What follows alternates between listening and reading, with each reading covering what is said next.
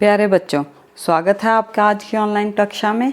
आज हम सीखते हैं कोशिका के विभिन्न भागों के बारे में। जैसा कि आप अपनी पिछली कक्षा में पढ़ चुके हैं कि मानव पाचन तंत्र में विभिन्न भाग हैं जो अलग अलग कार्य करते हैं, जैसे पाचन, स्वांगीकरण और अवशोषण। ठीक इसी प्रकार पौधों के विभिन्न भाग भी अलग अलग कार्य करते हैं, जैसे जड़ जल और खनिज लवणों का अवशोषण करता है, तना जल को विभिन्न भागों तक पहुंचाता है और पत्तियां भोजन के संश्लेषण का कार्य करती हैं। ये सभी अंग पुनः छोटे छोटे भागों से बने होते हैं जिन्हें ऊतक कहा जाता है।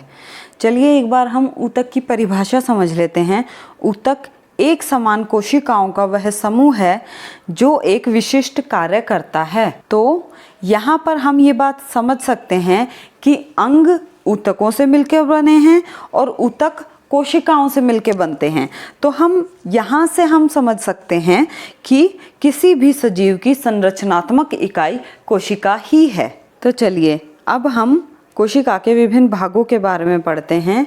कोशिका के जो मूल भाग हैं वे हैं कोशिका झिल्ली, कोशिका द्रव और केंद्रक। जैसा कि आप इस चित्र में देख पा रहे हैं कि कोशिका झिल्ली एक कोशिका को दूसरी कोशिका से तथा घेरे हुए माध्यम या पर्यावरण से अलग करती है। प्लाज्मा झिल्ली सरंध्र होती है। इसका अर्थ क्या है कि प्लाज्मा झिल्ली के ऊपर बहुत ही महीन छिद्र होते हैं जो विभिन्न पदार्थों के आवागमन को नियंत्रित करता है। तो यहाँ तक हम कोशिका झिल्ली के कार्य समझ चुके हैं। पहला है, कोशिका झिल्ली किसी भी कोशिका को उसका आकार प्रदान करती है।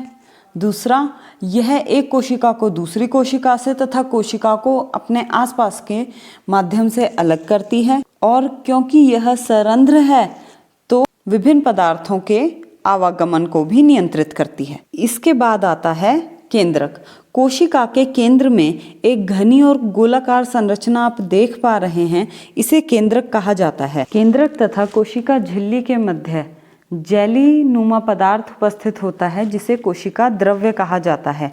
कोशिका द्रव्य के अंदर विभिन्न कोशिकांग जैसे mitochondria, ribosome, Golgi apparatus, endoplasmic reticulum, vacuole इत्यादि उपस्थित होते हैं। चलिए अब हम अवलोकन करते हैं प्याज की झिल्ली की स्लाइड का, जो आप अपनी स्क्रीन पर देख पा रहे हैं।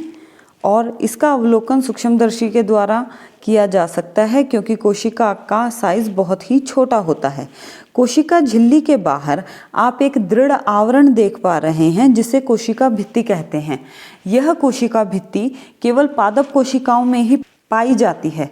तो क्या आप सोच सकते हैं पादप कोशिकाओं को कोशिका भित्ति की आवश्यकता क्यों है? पादपों को अपने आसपास के वातावरण में तापमान में परिवर्तन से सुरक्षा की आवश्यकता होती है, तीव्र गति से चलने वाली वायु से सुरक्षा की आवश्यकता होती है और वायुमंडलीय नमी से भी सुरक्षा की आवश्यकता होती है।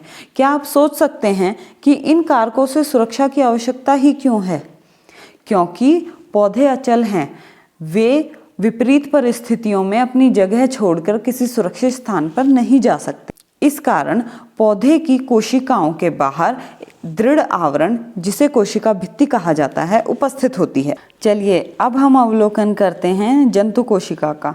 इसके लिए हम मानव गाल की कोशिकाओं का प्रेक्षण करेंगे। इसमें हम देख सकते हैं कि कोशिका के मध्य में केंद्रक उपस्थित है, कोशिका द्रव और कोशिका द्रव के बाहर कोशिका झिल्ली उपस्थित है। और यहाँ से यह बात स्पष्ट हो जाती है कि जो जंतु कोशिका हैं उनमें कोशिका भित्ति उपस्थित नहीं होती। आशा करते हैं आपको आज का लेक्चर समझ में आया होगा। धन्यवाद।